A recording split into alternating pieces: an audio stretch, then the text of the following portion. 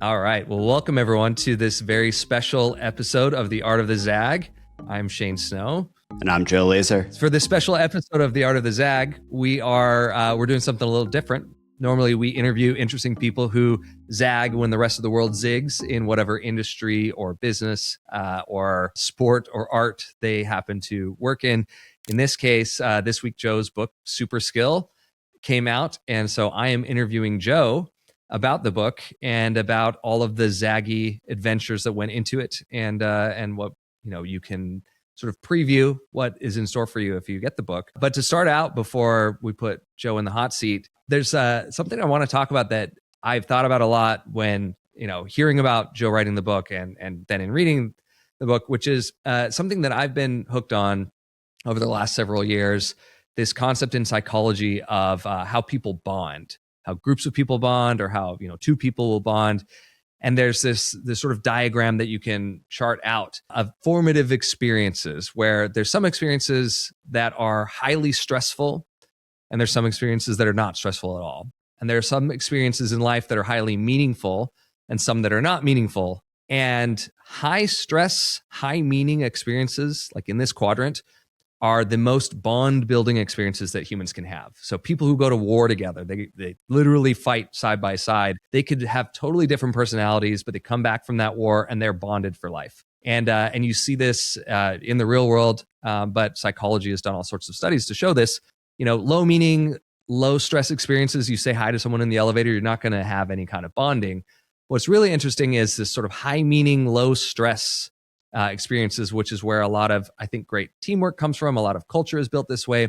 And for Joe and I, as we became friends, we kind of in the start of our relationship, we started working together.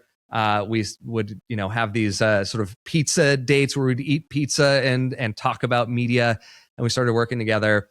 But early on, we became friends really through a series of this sort of high meaning, low stress experiences of like going to Miami and going out and partying and doing sort of, dare I say, young people stuff together, where we got to know each other and got to share stories with each other in this sort of relaxed or sort of friendly, low stakes environment. But then that turned into, or our sort of our real relationship, our real bonding happened when we started to enter these high stress, high meaning experiences of working together at Contently, where we had hundreds of people whose jobs depended on, us and our colleagues not screwing up. We had thousands of freelancers who were getting work through our company, that the work we were doing together, the problems we were solving together, had this incredible meaning to a lot of people for their livelihoods and to the companies that they were working for, and also was incredibly stressful for us. And so Joe and I built all of these stories together. And, there's a reason we're friends all these years later. It wasn't just going to Miami and going to parties. It was building these things together that meant a lot to a lot of people and that put us, through a lot of stress. And so I think about that we have all of these stories that have created this bond that lead us to want to work together, to want to do this show together, to want to support each other. And we get through hard times together. Joe's helped me through a lot of hard times in my life. And I think because we have these great bonds. And so reading Super Skill, which is about how storytelling is the most important skill in the AI era, and I think whatever era comes post AI, I kept thinking about this idea that we as humans are building stories together, and those stories are what create bonds. And the more meaning those stories have, the better the bonds. And the more stress, obviously, that we're going through when those stories occur, the more those bonds stick. And so I kind of wanted to give that as the segue to, the announcement that Joe's book, Super Skill, is out. The book is awesome. Anyone who hasn't bought it should buy it and read it and share your stories. But this is the segue to the first question of the interview, which is, Joe, what is the story that made you want to write this book?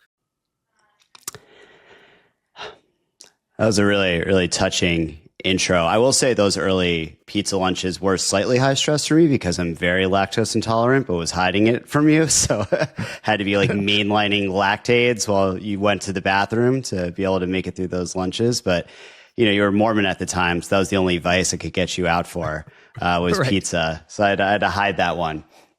I'd say for me, right, really like the genesis or story behind this book is, ChatGPT came out a few weeks after my son Max was born.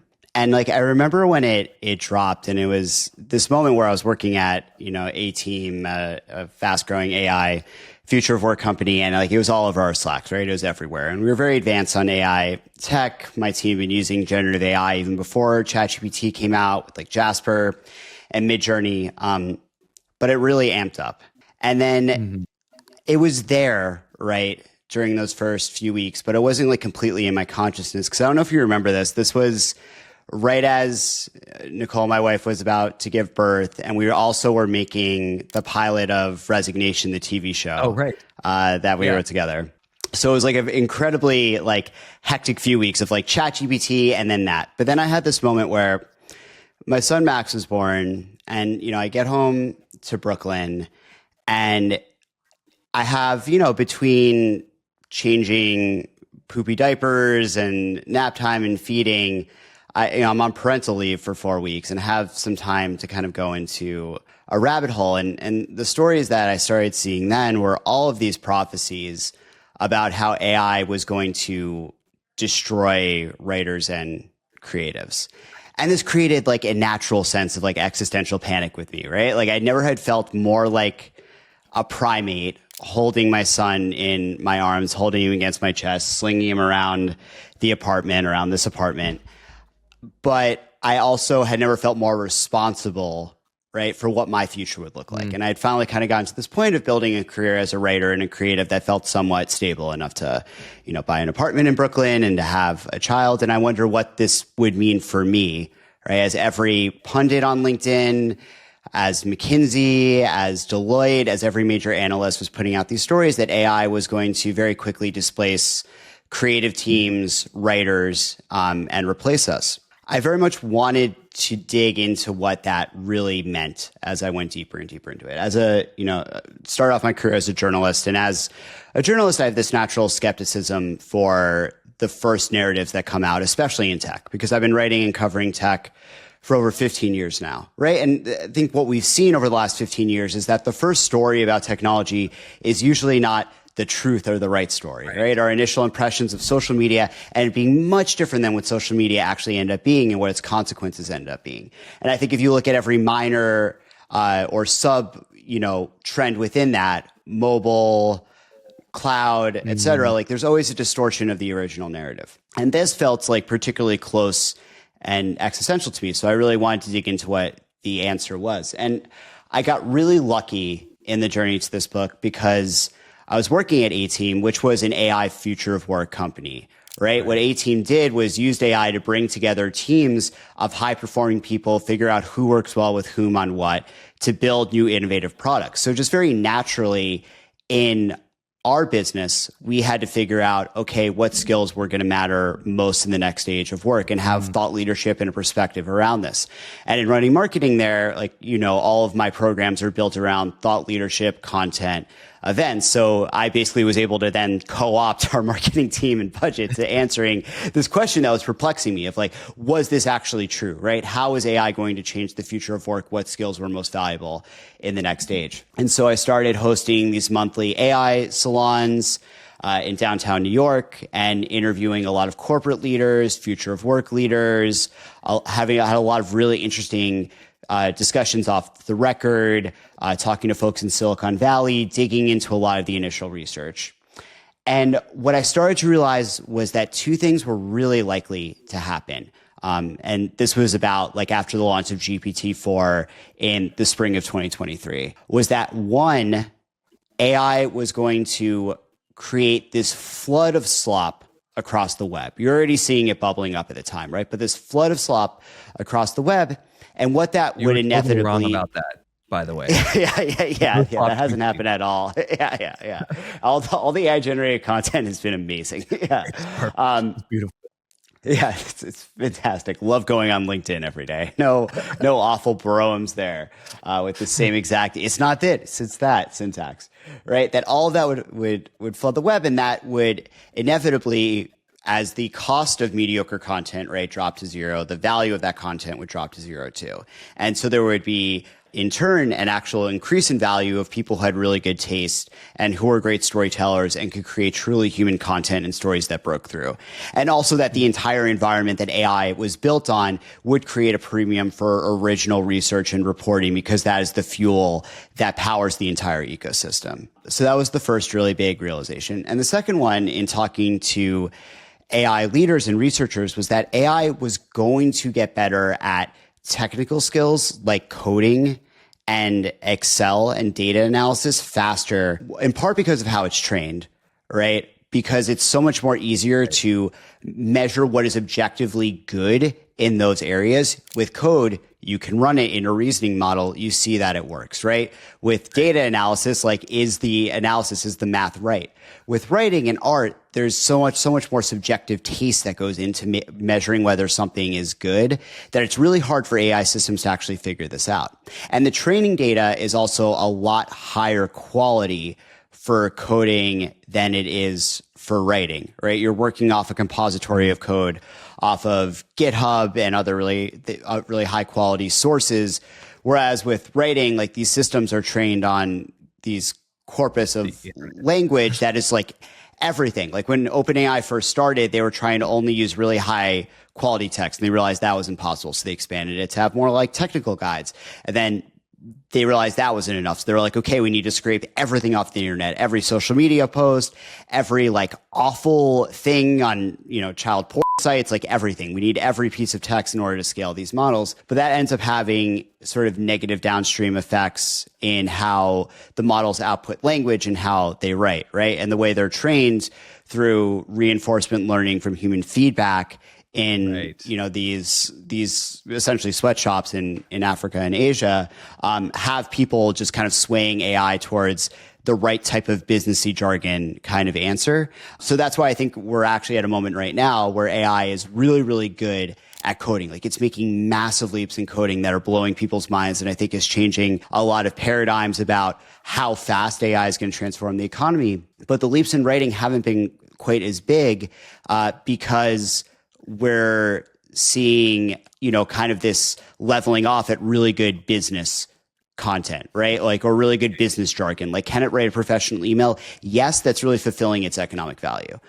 So I thought both those things were very likely to happen. And this dynamic would make storytelling, which from studying the behavioral science and neuroscience of storytelling over the last decade and doing a lot of research with neuroscientists has, taught me that storytelling acts as this super skill that makes us better at all of those soft skills that were going to matter most in the next stage of work. As AI is able to do technical skills better than us, but human to human relations are more important than ever, right? The ability to communicate, lead, sell, persuade. Storytelling acts as this super skill that makes us better at all those other skills. It makes us more empathetic. It allows us to build connections with people. And so that's where the kind of the thesis for the book came from. And when I started writing it, like the truth is that most people thought I was nuts because it was very counter to the narrative that was dominating the conversation at the time. I think it writes blog posts now. ChatGPT just does my reports for me. And like the conclusion was it'll just get better and soon it'll be better. I mean, I had that conclusion, right? Like for a minute of like, oh no, I've spent all these decades learning to be a good writer. And this thing it can already write okay. It's moments away from being a better writer than me. And so like there was all of that prognostication going on, including like big publishers, were looking at your book and saying, well, but what, we think that authors are actually going to be replaced by AI soon too. So it was the very common sentiment right then. Yeah, and there's like a general aversion to anything that was trying to, look ahead at the down funnel impacts of AI on the economy, right? So there's this question of like, we don't really know. But I wrote this book with that thesis in mind. And I also wrote it in a way, and those that have started to dig into it might have seen that, where I'm not trying to predict like exactly what AI technology is going to look like in 3 months or 6 months, right? I generally have an assumption that it's going to get better and better and better. I think even if AI gets 10 times or 100 times better, the thing that's going to be most valuable is still those human to human relationships. It's so much of work is persuading 6 different stakeholders, right, to get on board with the plan, to rallying a team around a vision, to getting people to work together. And that's not something that really gets, done in Claude Code or Claude Cowork. That's something that gets done between people.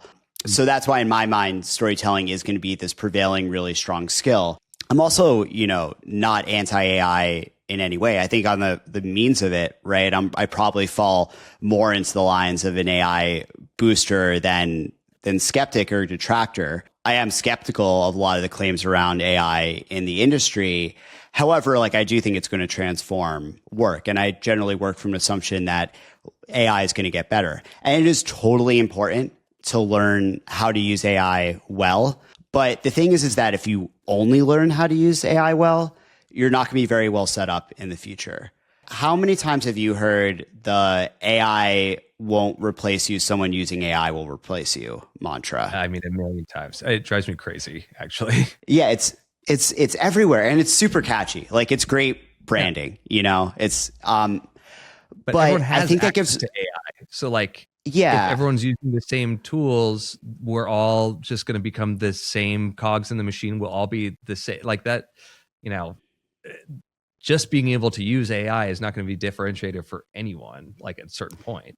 Yeah, and it is right now, right? But these systems are getting better where you don't have to be a master. We're getting closer and closer to the point where it just does stuff. You don't have to be a master prompt engineer to use it or know how to operate the freaking terminal on your computer, which is 0.01% of people to get the most out of it.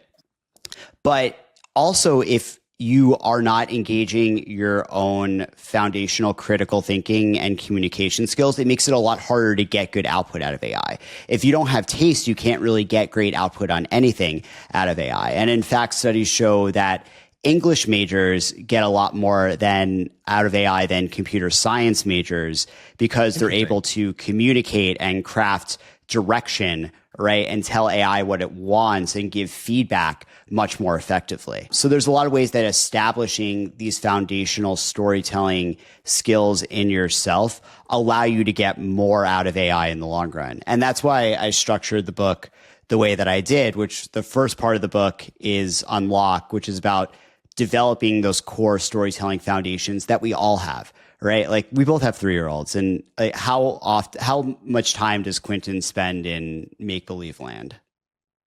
I mean, yeah, all the time. Yeah.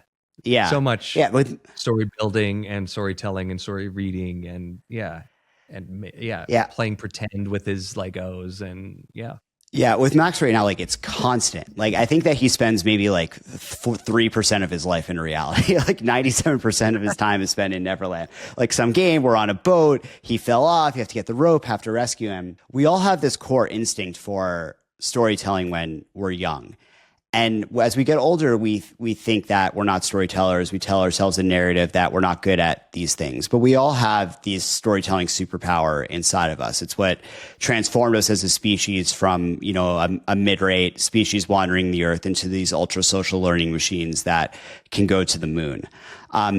But we lose track of that, but we all can kind of master these core skills. And so the first part is revealing the science of storytelling and how to kind of tap into those core elements, right? Both as a storyteller, but also as a listener, because so much of good storytelling and connection is about listening. And then the second part is about unleashing those stories in super specific business contexts that matter, developing and communicating a big idea, sales, leadership, building an audience. And then the last part is how to take that foundation and then apply AI to it. So AI acts as an amplifier of your abilities, but doesn't take away from your creativity at all. And so you're using AI within these responsible bounds where you're not outsourcing the choices, perspective, true human elements that make storytelling meaningful to other human beings. So I think that's kind of the progression that people generally should be going down now, right? That investing in building these core skills and then using AI on top of it. Because if you just know AI, that's not going to actually be any sort of differentiator 3 or 4 years down the line. It's going to be like knowing how to use Google or Microsoft Word. And I think we all yeah. Did you ever put that on your resume, by the way? Microsoft proficient in Microsoft Word? It sounds like freaking ridiculous now thinking back on it. But I think AI is going to be kind of similar. I think I might appreciate, I might think that someone has a good sense of humor if I got their resume now and it's proficient in Microsoft Word. I might think that they're funny. But yeah, it is totally ridiculous. No, so this is a good place to ask with this book. I have a question about the word "the." So, you say storytelling is the most important skill in the AI era. On the other side of this wall, we're filming a children's TV show about critical thinking, helping to teach young kids how to think critically about information. And, many people might say critical thinking is the super skill in the AI era because we got to think critically about information that's coming at us. Other people might say decision making or discernment, you're feeding the machine questions, it's giving you answers back. How do you decide what is legitimate or actionable or whatever? Someone might say asking good questions, because if we're just prompting the machines to do stuff, maybe that the input, is the most important skill. But you're saying that storytelling is the most important skill. So I kind of want to double click on that. Why is it the most important skill? Let's say these other skills are important too, but why is this one superordinate?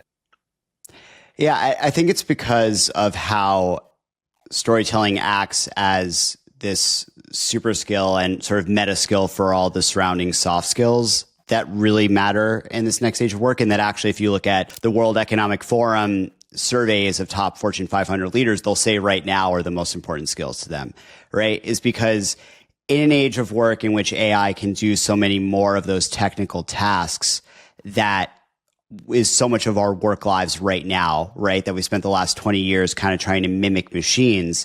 It's going to come back to what are the human to human relationships that we can build. And storytelling becomes so much more important if you want to practice those skills, right? If you want to become a better leader and rally people, if you want to become more empathetic, if you want to collaborate better with other people, if you want to become a stronger communicator. So that's why I think that storytelling acts as this really large meta skill that unlocks a lot for you.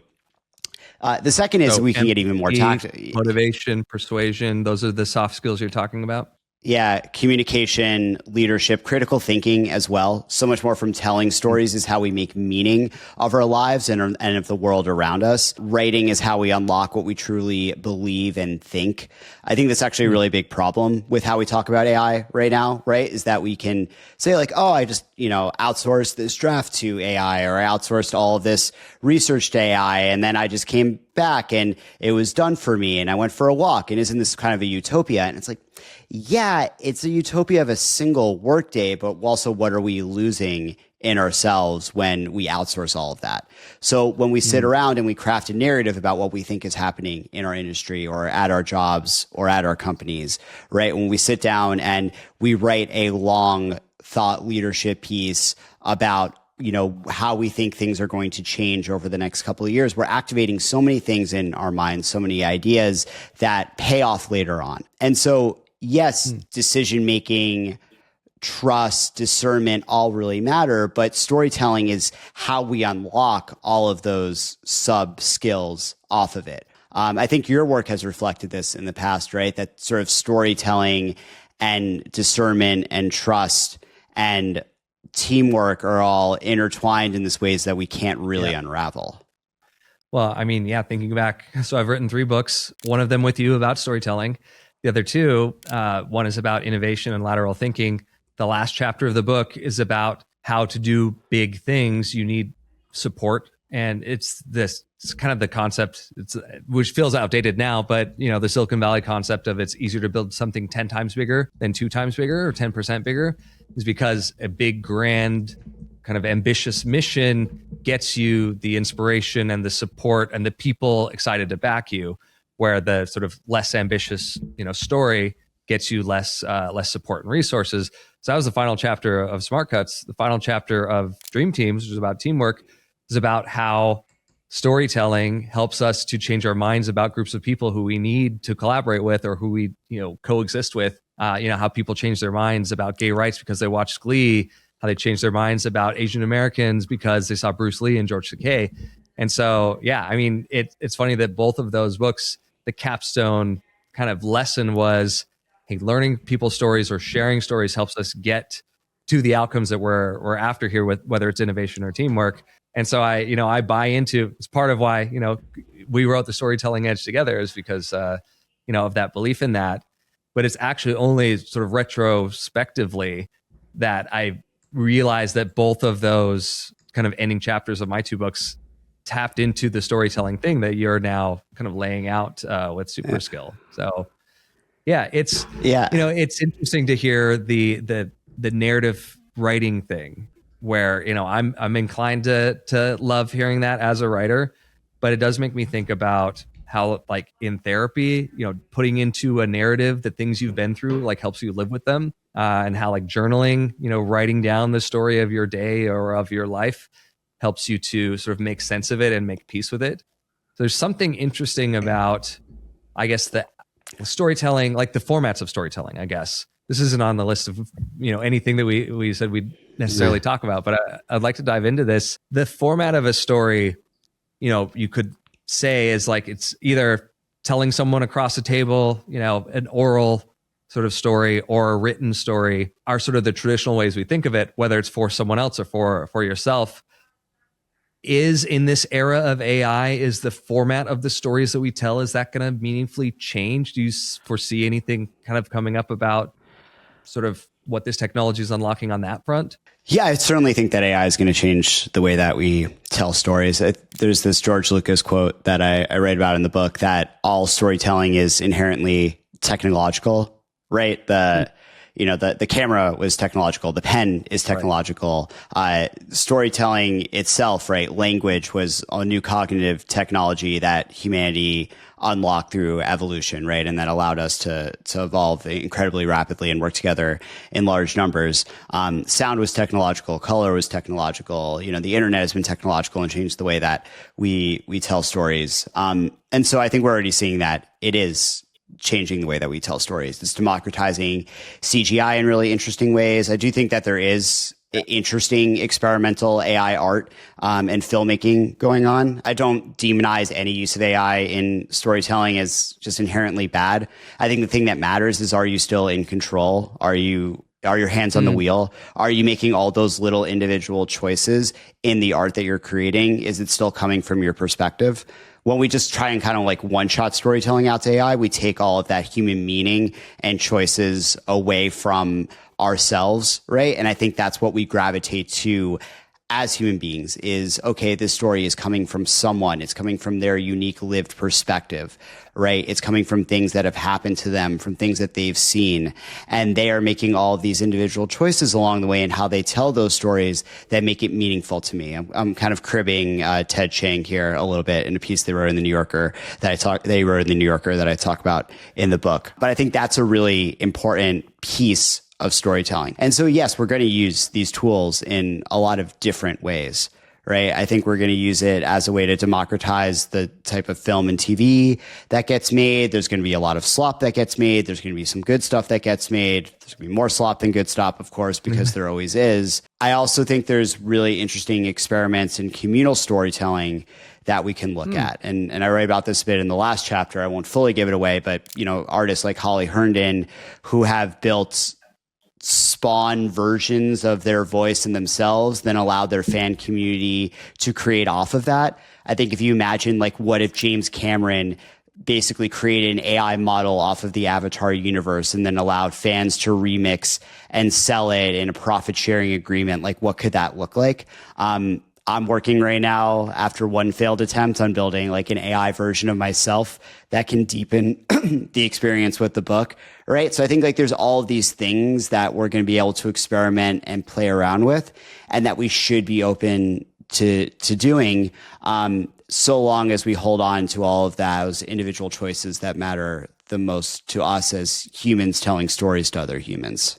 Are you going to give AI Joe Laser 1.0 its own Substack? Like, even though you're retiring it and you've moved on to a better model, you can get unfortunately it never got good enough. Yeah.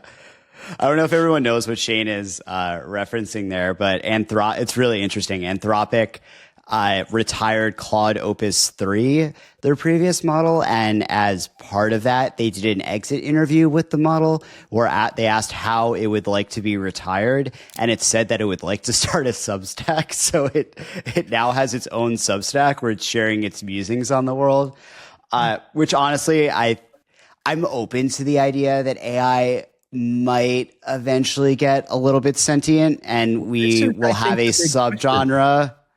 Yeah, no, I think we will end up having a subgenre. AI from being the storyteller too. Like, will it not get good at this stuff too? Even if, go into that. I think it's possible that it will, right? The question is, will that be meaningful to most human beings?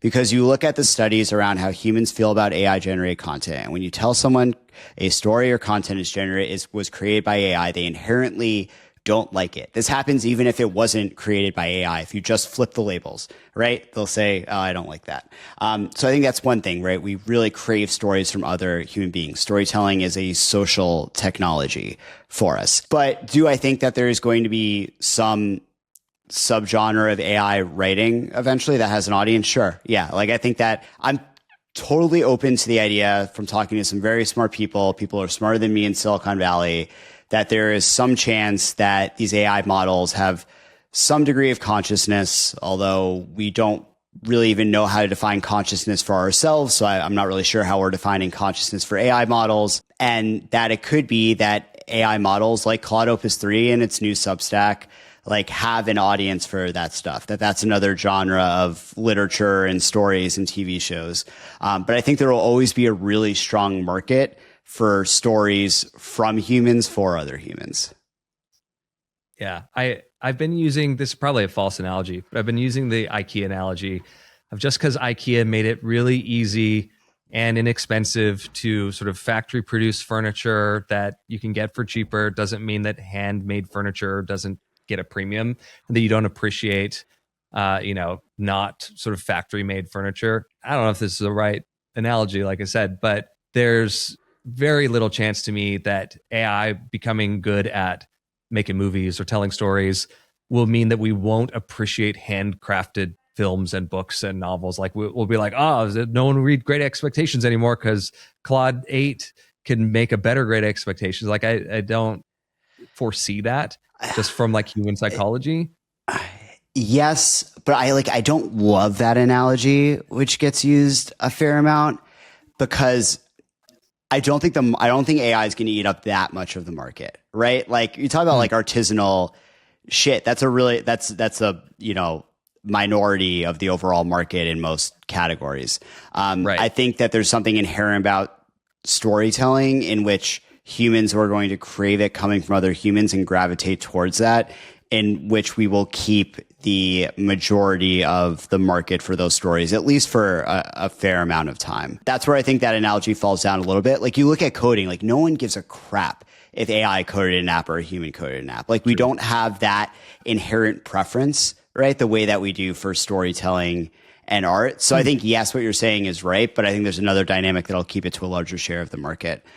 Just to note, we have a lot of questions in the chat too, if we want to get to those soon. I'd rather see if anyone in the audience has some burning questions than keep going down my list. I'll also say, did you just tell me that my analogy is basic?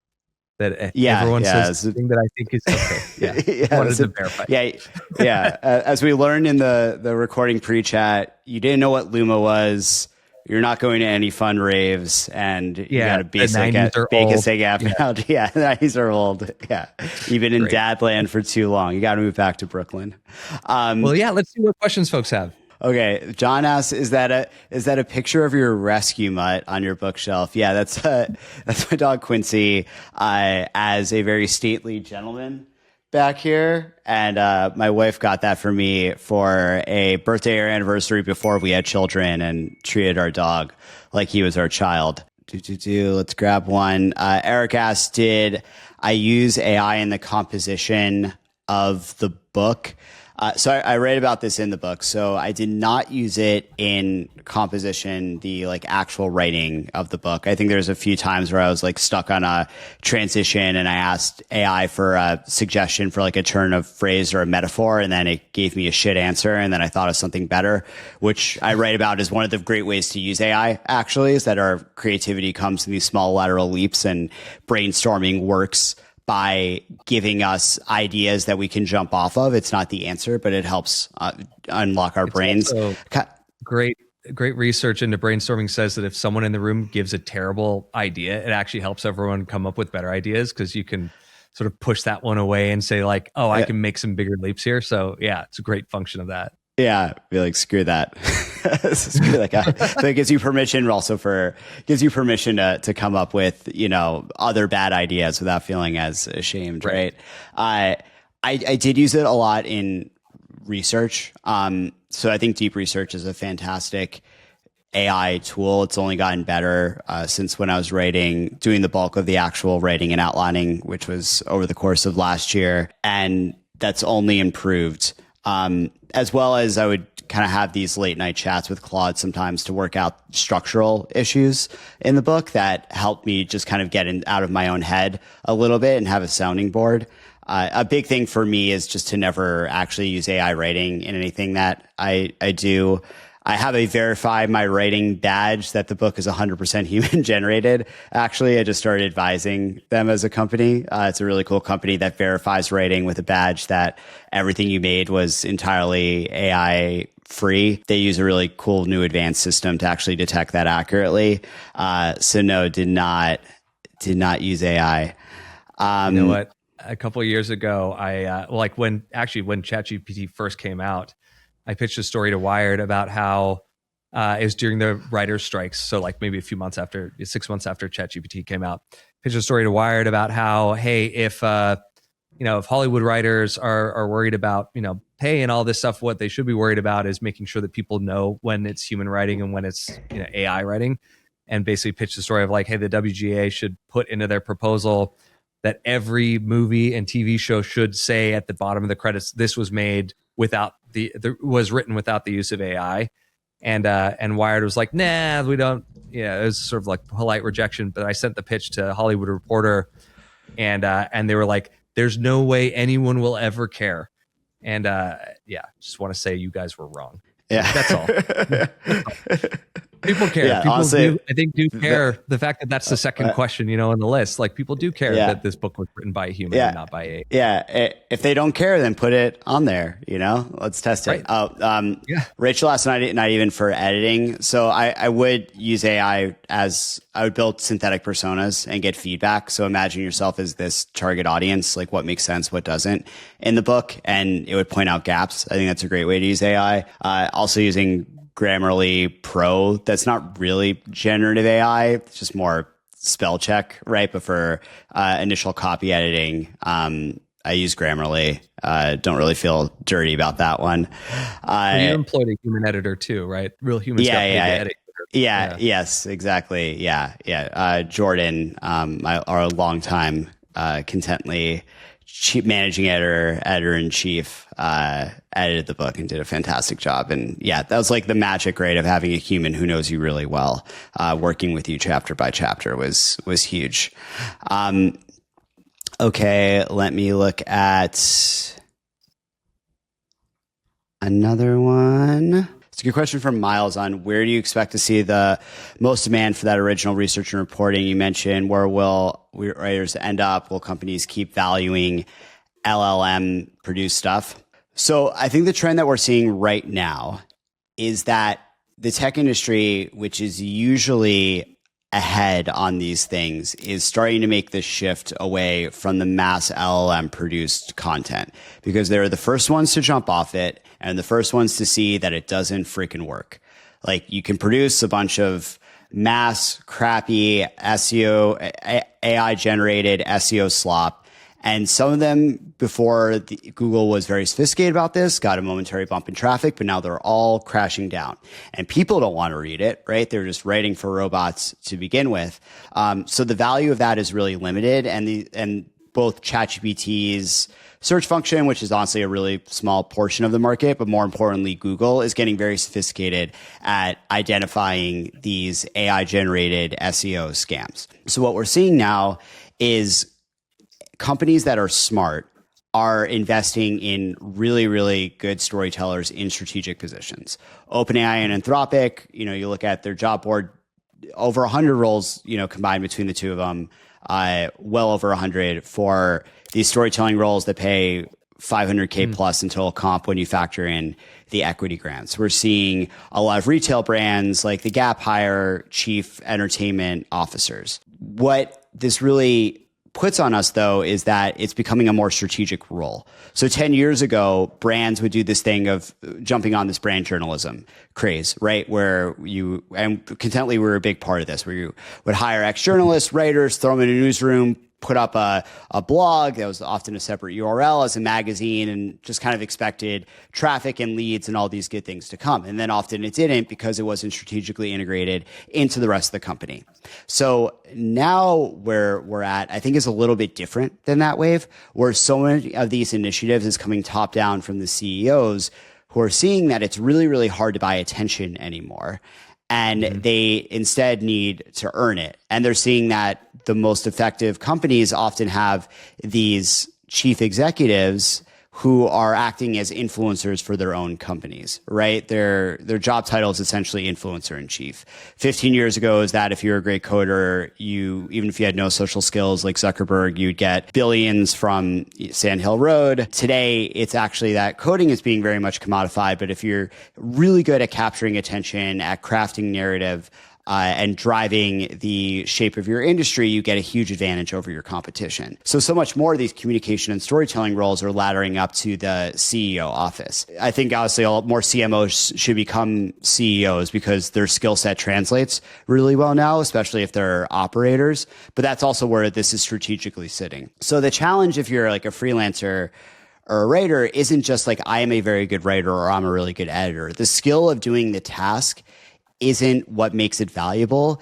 It's that, can you do that? Do you have the taste to know what's a really good differentiated narrative? But can you also work with all of the really important executive stakeholders to shape that narrative, to pull it out of them, to sell them on it, to figure out how you then infuse that narrative across product, sales, engineering, right? Marketing, make it cohesive, convince a bunch of people who are flawed and weird and different that we actually don't want to be pushing this sales message, but we want to be pushing this core story about our brand.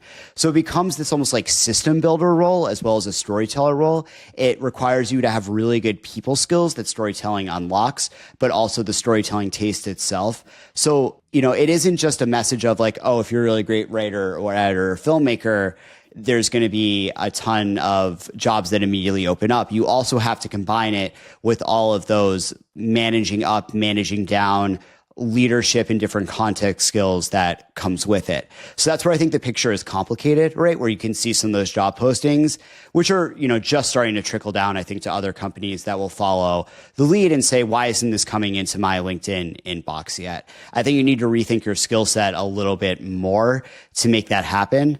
I think for me, that's what's enabled me to jump up into more CMO roles over the years, as someone who is really like, my strongest skills are around storytelling and journalism, is just the ability to move and persuade those people around good ideas of what we should be doing and to create those cohesive brand narratives at the companies that I work for or work with.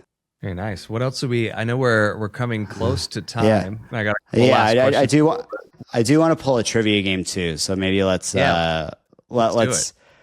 do one more question, and then guys, stay on, because I'm going to pull someone up to play trivia. Okay, this one's great from Rachel. I'm thinking a lot about human capacity.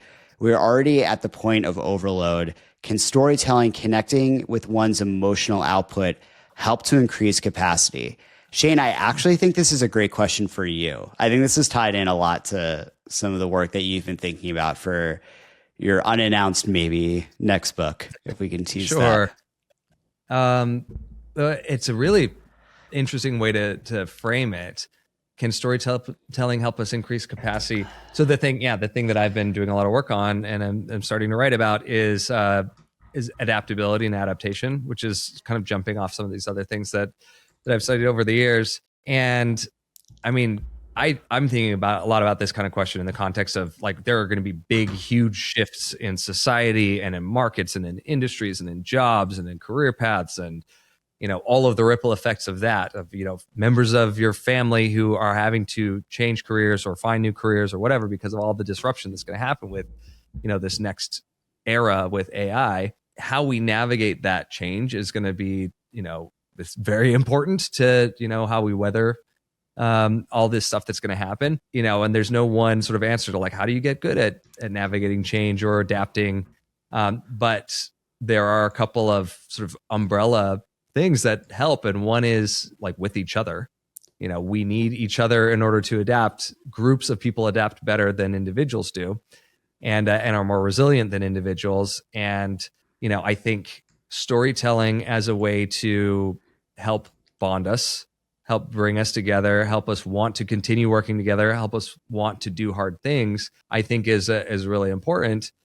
I think about how, a leadership lesson that I've taught over and over again over the years since we wrote The Storytelling Edge is about how it's so much harder to convince people to do hard things through stats and PowerPoints and, kind of persuasive arguments than it is through storytelling. That as a leader, if you come in and you have to get people to do something hard because the world has changed, we need to adapt, or you're brought in to, reinvigorate a group or a company, it's so much better to say, here's the story of how this team got here. This is Abraham Lincoln, like 7 years ago, our forefathers came to this nation and built this thing. Now we got to do this next hard thing. So, reminiscing and telling the story of how we solved the problems and what we went through and what we got through until now, the story of that high meaning, high stress sort of bonding that happened, that is the perfect way to set up and now we need to do this hard thing. It's a much better way to persuade people.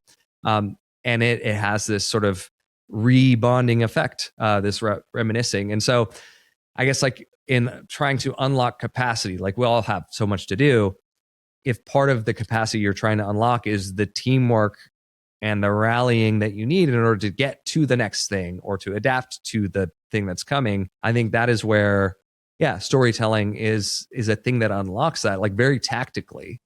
That would be my angle on that question. I think the overload problem of we all have so much to do and so many new tools and new information flying at us, how storytelling can help us make sense of that maybe is an interesting role for people to, to help people make sense of the deluge of information. There's something there potentially, but that's just off the cuff. Yeah, I would say like sort of was in the question, but the ability to build deeper connections with people and understand who are the folks in your life that really matter, right? That's where we get real joy and satisfaction as human beings. I wrote this book in a work context to have a focus, but I think there's another version of this book that applies completely to how storytelling just allows you to be a lot happier in life. We suffer from an epidemic of loneliness in this country right now. Over 60% of Americans report feeling lonely. Last year, 15% of men have zero friends. I think so much of what friendship comes down to, what these bonds come down to, is sharing stories. That's the thing we've made Shane and I great friends over the years. It's just trading stories, building stories together. The more that we tell stories with one another, that we connect through stories, just the happier we become. We've seen that's the key to happiness in the longest longevity study by Harvard in history, is just having good, close relationships, and stories are how we unlock that. So I think that's how we start to get away from that feeling of overload. All right, let's go over and play a little trivia. If anyone needs to drop off, totally cool. Thank you guys for joining. It means a lot to me. It's awesome. And the chat was absolutely popping. So that was great to see. I think there's a call-in button. So whoever wants to play, I hope someone wants to play. There's a button. Yeah, there's a button. Oh no, I have to allow Riverside to share my screen. Hopefully this works. Okay, so for a care package including signed copies of both Super Skill and The Storytelling Edge and Dope Socks, assuming that you live in the continental US or somewhere that doesn't cost me thousands of dollars to ship it to, who wants to play some launch party trivia? This will take 5 minutes. It'll be super fun. It's going to be really embarrassing for our podcast recording if no one decides they want to play. Someone out there has got to want to play. Joe, I have no idea what's in these trivia questions, by the way. Yeah, no, you're going to be surprised. Oh, John's on too. All right, I guess John is playing first. John and Haley can play. We'll do a competing game. Can you hear me? Yeah, I can hear you. You're a little bit soft. A little bit soft. Let me come up a little bit. How's that? Hey, Haley. Yeah, you're good. Okay. Hey. Great to see you. Okay, let's have both of Oh. you play. You guys can compete. Oh, you All guys right. storytelling edge copy. I love it. Yes, I like to see that. All right.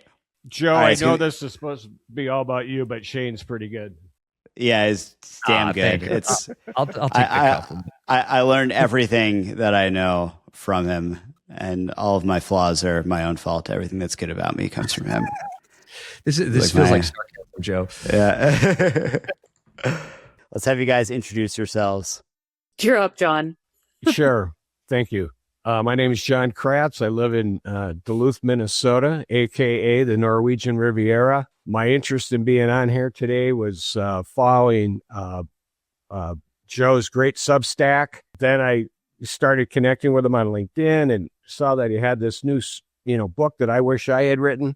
Anyways, I gave a quote that Joe has in his book on page 23, the new one right here that I have. Unsigned, but I'm going to work on getting the signed one. But it says, Joe says on page 23, he says, once you see the power of stories, you can't unsee it. And so I discovered storytelling in a workshop in San Diego in 2014, and I've never been able not to use it. Yeah, I love I that. love that. I love that. And Haley?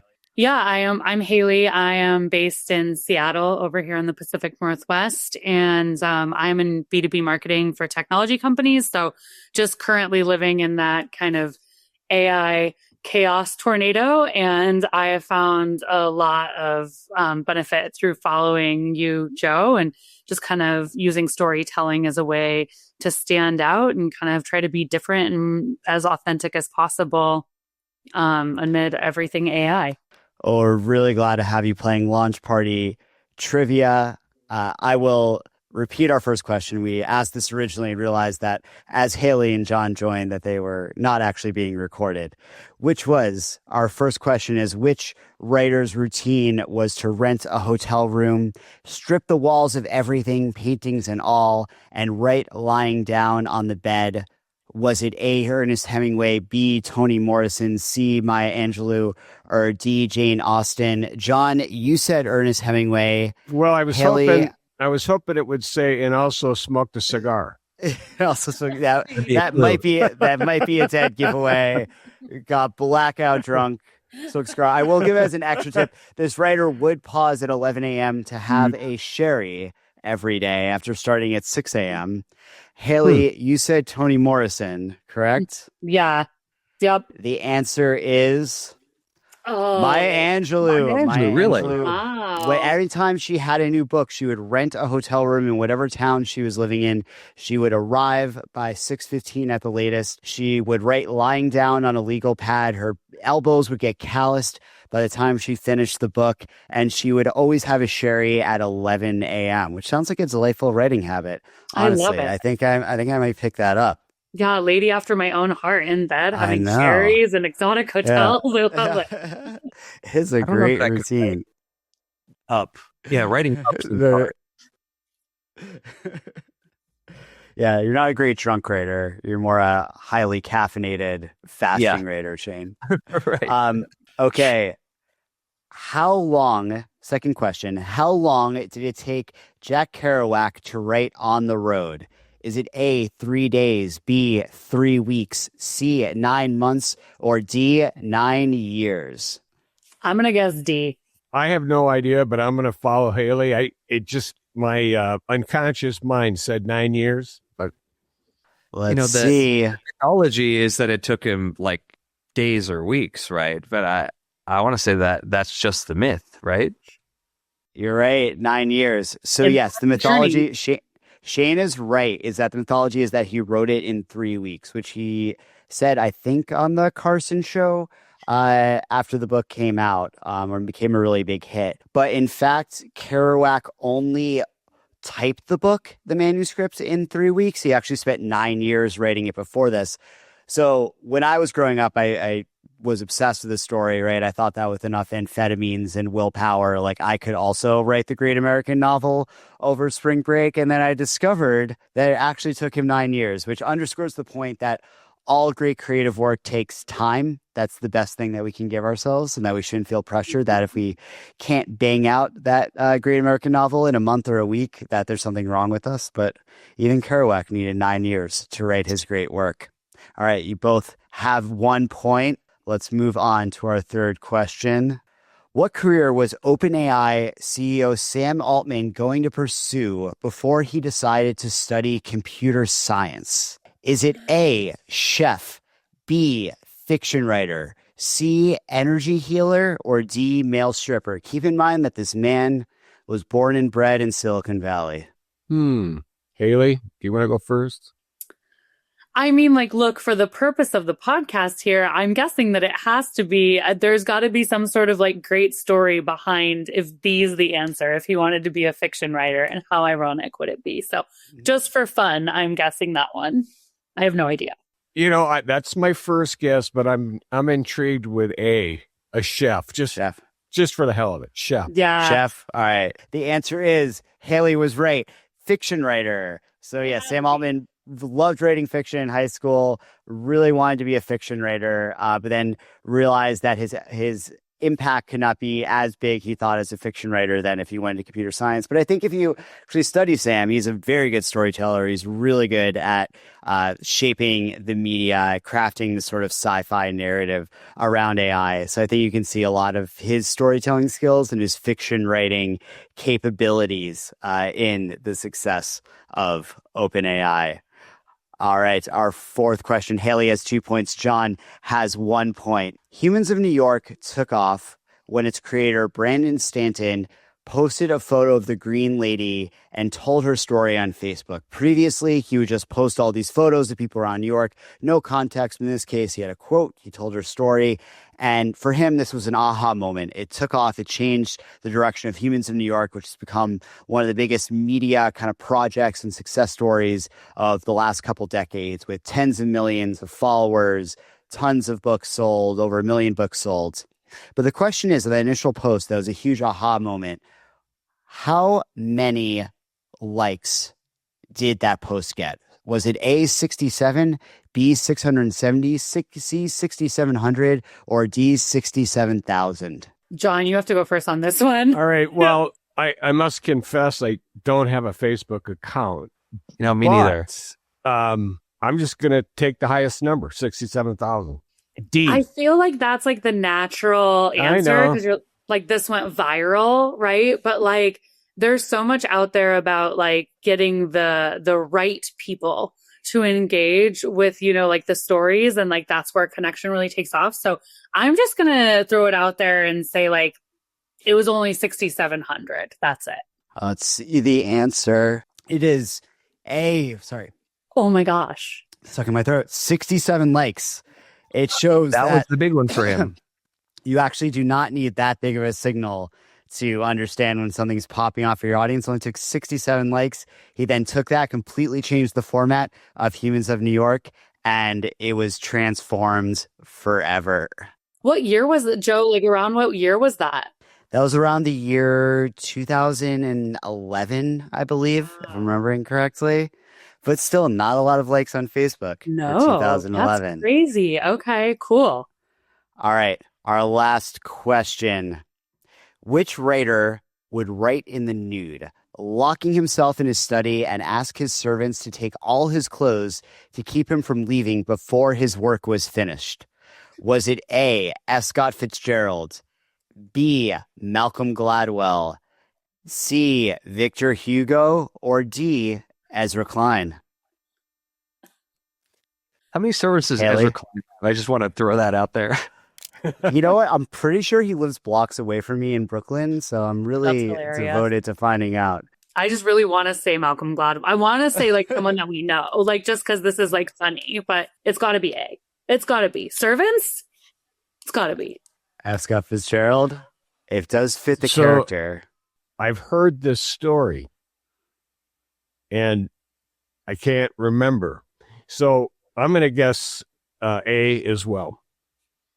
A, F. Scott Fitzgerald. This is the last question. This is for all of the marbles. Haley has 2 points. John has 1 point. Can he tie? answer was C, Victor Hugo, the Wow, author Victor of Les Hugo. Miserables. Yes. Okay. He was so worried about procrastination that he would lock himself in his study, give his servants all of his clothes, and not allow himself to leave until he had finished his work, writing completely naked, which I found a Medium piece that suggested that that is a writing habit that we should all adopt. Haley, you Sure are about that. today's winner, but everyone here is a winner in the launch party. So, John, you'll be getting the prize back too. I'll be reaching Thank out you. to both of you I appreciate it. for your info. Really appreciate you guys being here and playing. I thought this worked pretty well, Shane. If we do Art of the Zag live more, maybe trivia is a game we can bring back. Yeah. Well done. I personally don't want to write in the nude ever.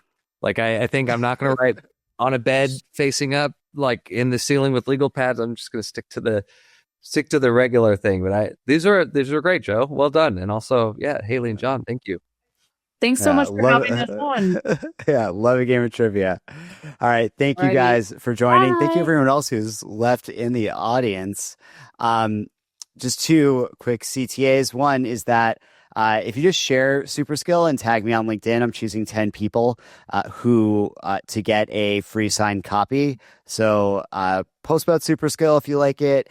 Share it on LinkedIn. I'll choose 10 folks, reach out to you to get your info to send you a signed copy of Super Skill if you're in the continental US. And finally, I am giving away copies of Super Skill to my subscribers to my new paid annual Substack. You also get exclusive content, exclusive events, both in person and virtual, live office hours to ask content strategy questions, exclusive quarterly storytelling trend reports.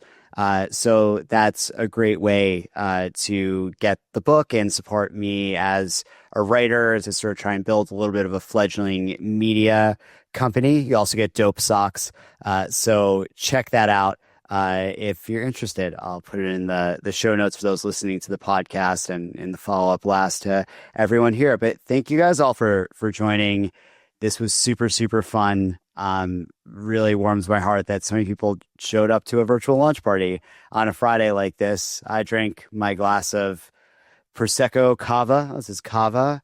Shane, thanks for the interview. I'm almost done with we'll call it a Diet Coke. Yeah, a little Cuba Libre in a makeshift Diet Coke can.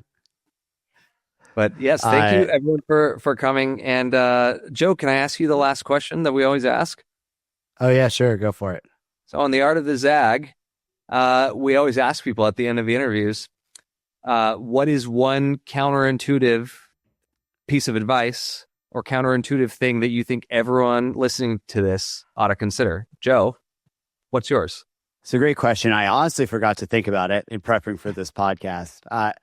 But I think that everyone should consider the idea that they are a stronger storyteller than they realize. That if you actually pay attention to your day, just track it for one day, for one 24-hour cycle, and notice how much of your day is spent trading stories or immersed in stories. I think you'll be surprised by how much of it that it is.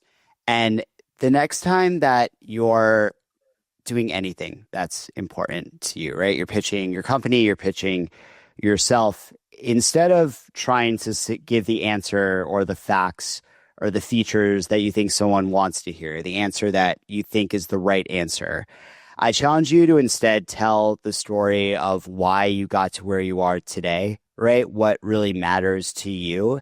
And then I want you to notice how people respond to that, as I think you'll be incredibly pleasantly surprised. As human beings, we care about each other. We care about reaching each other, about connecting with each other. We care about each other's stories. And we often think that in this world that feels divided, chaotic, tumultuous, isolating, that's not true. But in fact, it usually is. So what I'll leave you with is this counter idea of just tell the story about you and what you care about. Notice the stories that you listen to, that you tell over the course of your day. And I think that you will find that the power of stories is all around you. And as John said a second ago, once you see that power of stories, you can't unsee it and it'll change your life. So, Well said. yeah, I'll leave it at that. Well, thank you everyone for listening, for watching, for tuning in live if you did. And we'll see you next time on The Art of the Zag.